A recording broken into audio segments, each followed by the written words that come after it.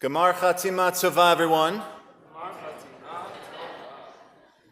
I want to begin this sermon by telling you all that I feel like I have felt the sting of death this year more than any other year prior.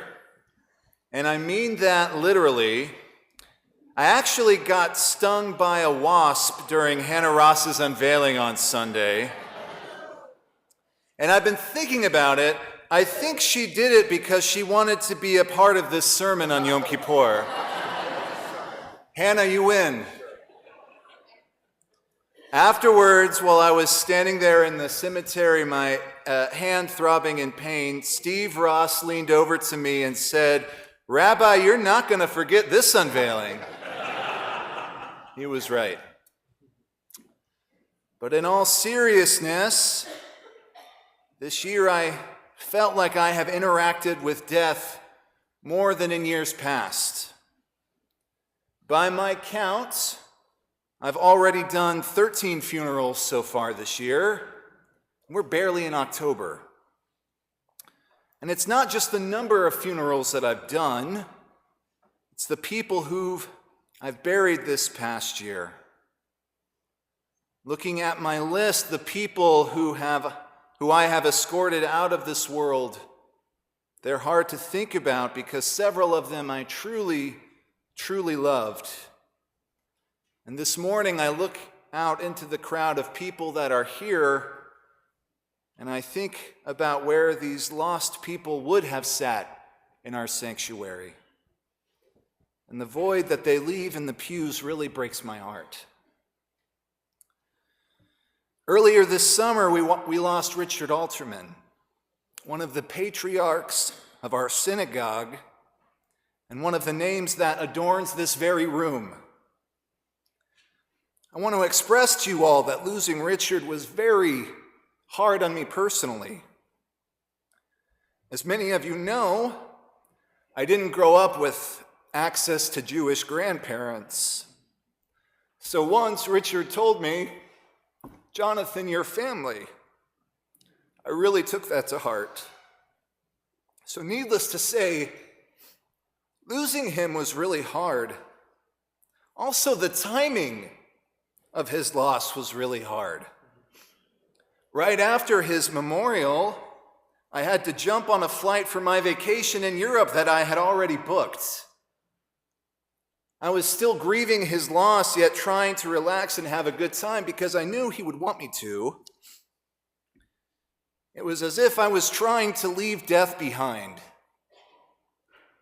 But as you will all hear in a moment, it followed me overseas. I went to London and then enjoyed Paris. I saw Notre Dame. I ate some great croissants, saw the Eiffel Tower. But then a couple days into my trip, it came time for an excursion that I had booked months earlier, which sounded like a much better idea at the time: the Paris catacombs. Now, originally when I had signed up for this, I was in a much different headspace, and some really lovely congregants here had recommended it, so I thought, why not? For those of you who don't know, the Paris catacombs were constructed in the late 18th century as a solution to Paris's overflowing cemeteries.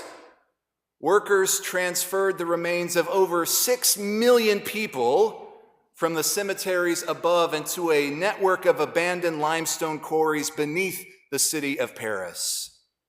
And these underground ossuaries stretch for miles, and they are lined with hundreds of thousands of neatly arranged human skulls and bones, creating a haunting yet interesting tourist destination. Friends, what I saw that day is almost impossible to describe. The tour guide called it the City of the Dead. There were aisles and aisles of skulls placed on top of one another, far too many to count. Skulls placed atop of femurs and rib bones and arm bones and other bones that I couldn't even identify. This horrific display went on and on, hallway after hallway, room after room of bones. I was too overwhelmed to do or say anything, but the other tourists who were with me had no qualms filling the quiet of that space. They squealed with morbid delight as they took photos and selfies and posed next to the mountains of human skulls that surrounded us. I remember one teenage girl made the peace sign. She smiled next to a skull, as if it were some sort of Halloween decoration. But in reality, a part of me knew that this wasn't just some prop. This was a person who had once lived and loved and had passions and desires and hobbies and likes and dislikes, just like all of us. And yet here in the city of the dead, all that was left of their essence was being mocked and put on display. And for 30 lousy euros, I had joined in on the fun. I felt disgusted. As I continued to walk through those lonely corridors, a thought occurred to me. Jonathan, perhaps some part of you needs to see all of this death. And maybe it was the rabbi in me, but as that teenager took her photo, I immediately thought of the line that we recite from the Amidah, where God is praised as the Mechayeh HaMeitim, the one who resurrects the dead. And then, while I admit I've fully never understood this prophecy, I further thought about Yehezkel, Ezekiel, and his prophecy of the valley of dry bones, and how the sages tell us that one day Eliyahu Hanavi, Elijah the prophet, will resurrect the righteous ones from their graves and herald in the Messianic era. But what could that mean? Would these bones really one day live again? Or was this their fate, to be mocked and put on display, exhibited in this city of the dead for all eternity? Not knowing the answers to these questions, I quickly left the catacombs, confused. Days later, I would take a flight and find myself in Israel. Now, if you were here on Rosh Hashanah, you've already heard my story about being involved in a missile strike in Jerusalem, and if that wasn't a near-death experience, I don't know what it is. As I mentioned the other day, I went to Israel this summer to get a sense of closure that I haven't been able to get here in the States since October 7th. And while one part of me wanted to go and see old friends and teachers, another part of me needed to go. I felt like I needed to see all of the things that have happened to our people since that horrible day nearly 2 years ago. After spending the weekend in Jerusalem, my good friend Rabbi Sam Rotenberg and myself, we rented a car and we drove down south alongside of the West Bank toward Beersheba to an area of the country known as Ramat HaNegev.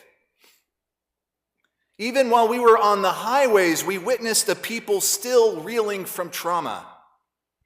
Seemingly on every sign or post that we passed, there were pictures of the hostages, some who have since been declared dead, some who have been released, and others who are still being held by Hamas, even right now as we speak. In addition to this, there were pictures of IDF soldiers, some of whom looked more like high school students, their smiling faces plastered above the words that translated to killed in action. While we drove, we soon realized that Israel had changed during these past 2 years in ways we could have never expected. Drivers who were usually friendly and relaxed now seemed aggressively charged, willing to honk at anyone or any small infraction. Soldiers wearing uniforms wandered out into traffic, and strangers stopped to pick them up and take them wherever they needed to go, no questions asked. Trees and scorched earth ran parallel alongside of the roads from recent missile attacks. And every other minute, we could hear the war helicopters and planes flying overhead towards Gaza. As we neared our destination, we passed yet another haunting series of signs. These two begged for the release of our hostages.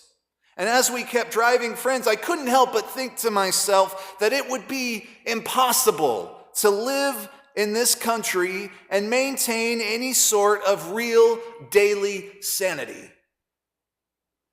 I mean, how could anyone function when just driving down the road, one is constantly bombarded with a non-stop stream of tragedy?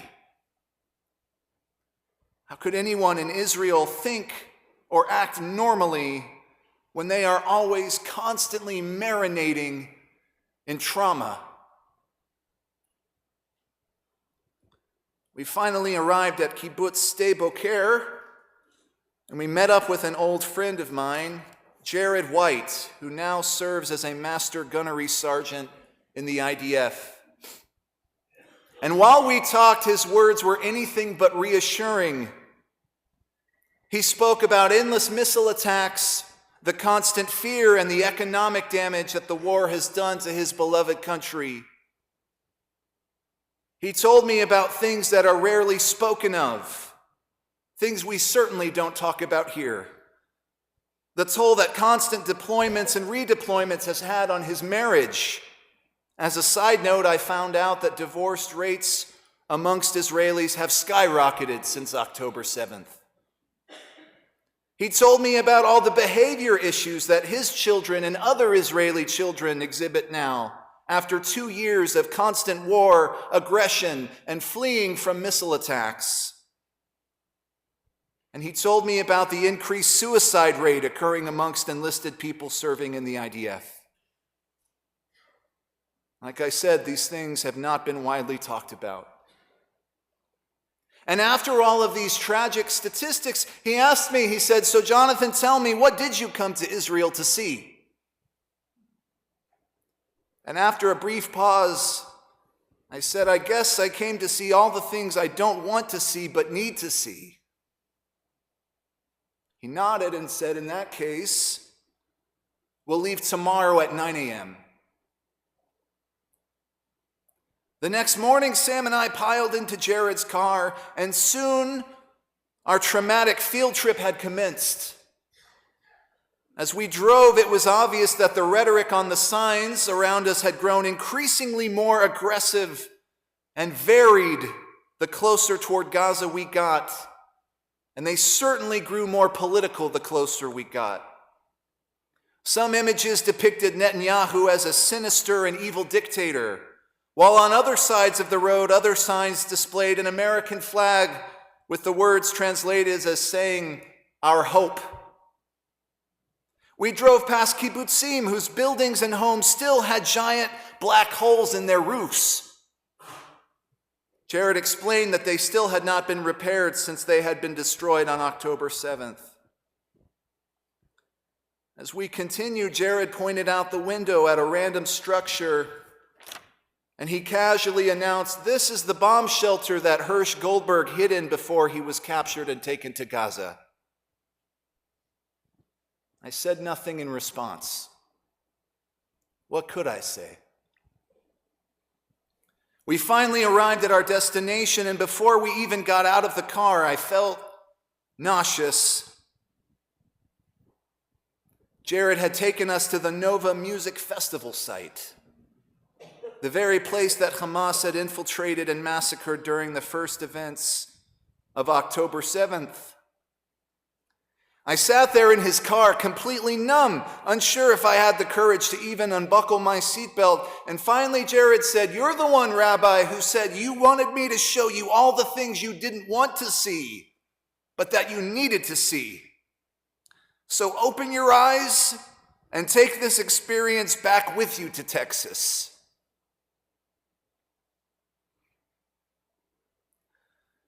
Friends, I don't know where to begin. The site was eerily quiet.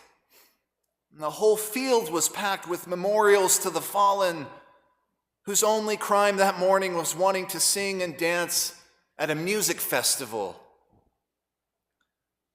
Every other step was adorned with a plaque and a picture, and oftentimes a description of who the person was and how they were brutally murdered, sometimes on the very spot that I was standing on. Other memorials shared in gruesome detail how attendees of the music festival hid in dumpsters or in coolers with signs next to them displaying the text message change that they had had with their loved ones as they begged and pleaded to be saved, only to be found, defiled, and killed. And again, I walked around that holy yet haunted site, and I looked into the eyes of each of those precious photographs, and I stared into the eyes of the fallen ones.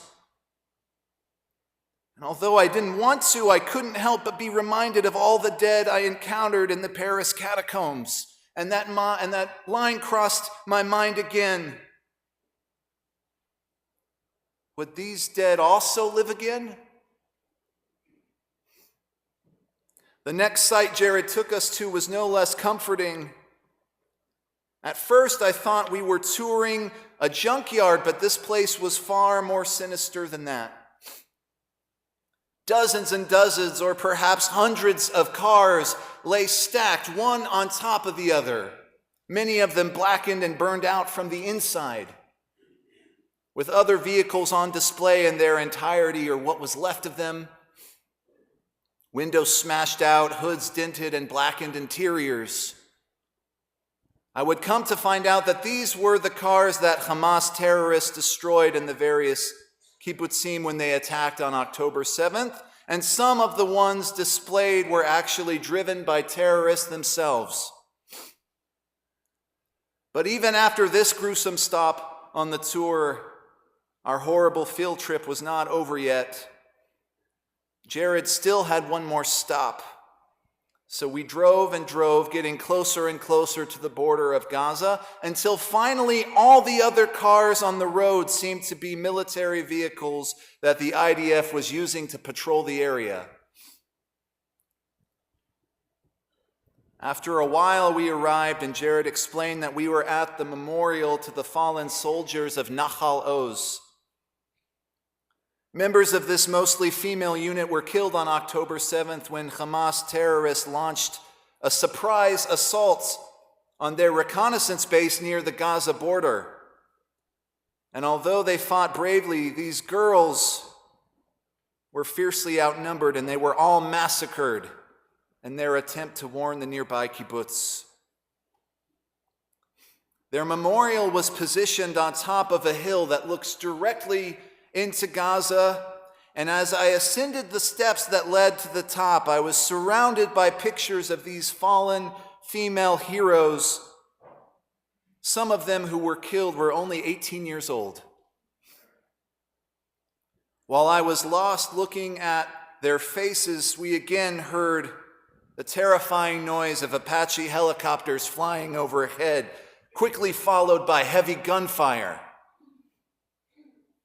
I looked through Jared's binoculars, and I beheld Gaza before me, or I should say what was left of it, with my own eyes. I saw huge clouds of smoke and buildings that had been reduced to rubble. And while I watched it, I couldn't help but think terrible thoughts. I thought that death had followed me all the way from San Antonio and then to Paris, and now it was here with me at the border of hell itself. And friends, this is the part of the story that I'd like to tell you that it all ended there. That in that precise moment, God finally said enough, and that the clouds parted, and Elijah the prophet came back down to earth, and he brought back all of the dead to life, and that evil and suffering ended in this world once and for all. I wish I could tell you that. But I'll tell you what you already know. That didn't happen. And perhaps, friends, even worse, maybe death followed me right back to Texas. Friends, the day after I landed home, I buried another lifetime member of this synagogue, Alex Charlach. And then just weeks later, we lost our beloved Suzanne Jalnos. Between you and me during this time, I felt like I had fallen into the most challenging and maybe even perhaps the saddest part of my rabbinate so far. I felt surrounded, chased by death with no relief in sight, constantly tested by the God that I represent. As the summer went on and the war continued overseas, I felt like I didn't want to think of this idea of Techiyat HaMetim, that the dead would live again. Perhaps I felt angry. How could our tradition say this when every day there were more headlines about more death? How could it say this when I saw more news of dead Israeli soldiers? Would these dead too live again? Later in the summer, I participated in a Beit Din. This is a panel of rabbis or lay people that decides whether a person is ready to convert to Judaism or not. And while I was happy to be there, and while I was excited and proud of all of our potential converts, a part of me wondered, does this person really know what they're getting into? Don't they know the hate for the Jewish people that still exists in the world? And yet, I sat in that room with that precious soul, and it came time to ask them what inspired them to convert to Judaism. And the candidate responded, quote, "I was motivated to convert because of what happened on October 7th.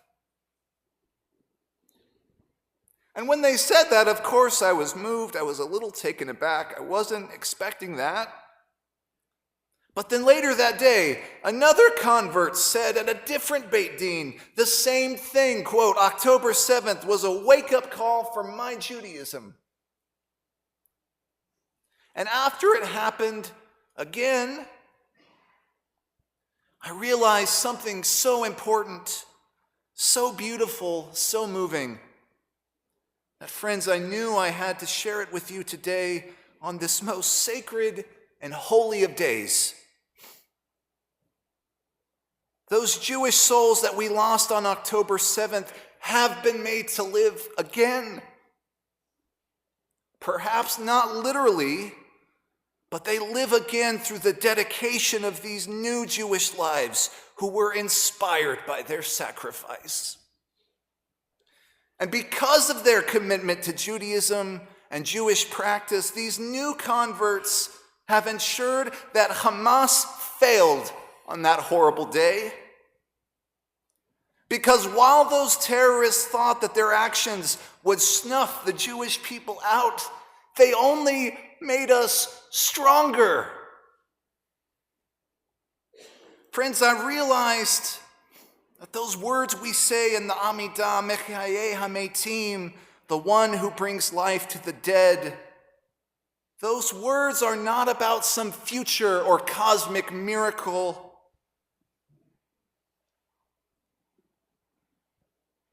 They're about us, our people, right now.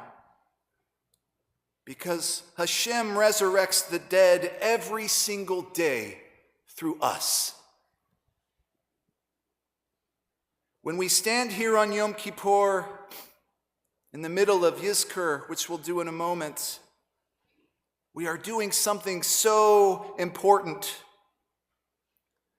We are not just remembering, we are not just mourning, We are giving life to those who are no longer here. When we speak their names, when we live their values, when we sit in the seats they once filled in our sanctuary, we breathe life back into them.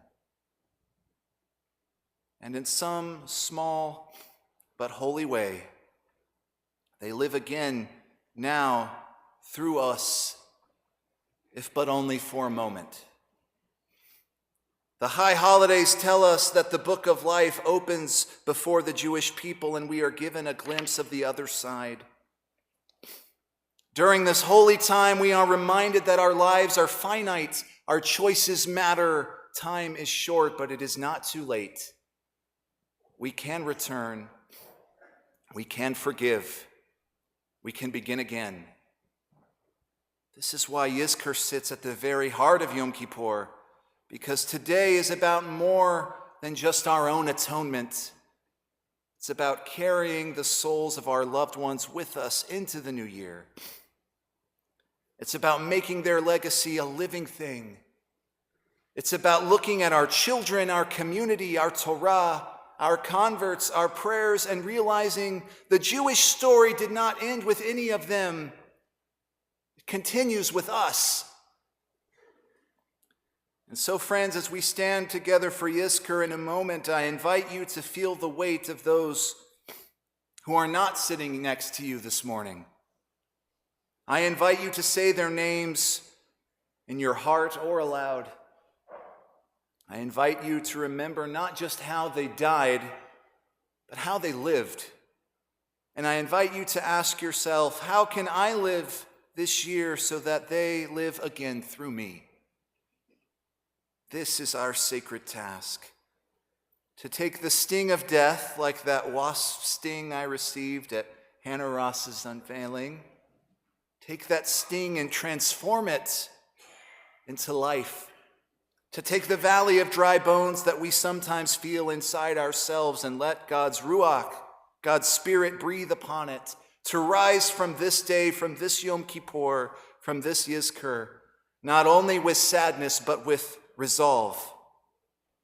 To be more loving, more present, more Jewish, more alive. Because in the end, dear friends, we do not defeat death with miracles. We defeat death with memory. We defeat death with mitzvot. We defeat death with life. So in conclusion, yes, that sting still hurts a little bit. But because of God's mercy, I am still blessed with chayim, with life. My prayer for us this morning is that the memories of our loved ones be for a blessing. May we all be sealed in the book of life. May we triumph over death. And may God, the one who brings life to the dead, bring life to us all here, now, in this new year. Gamar Chatima Tova.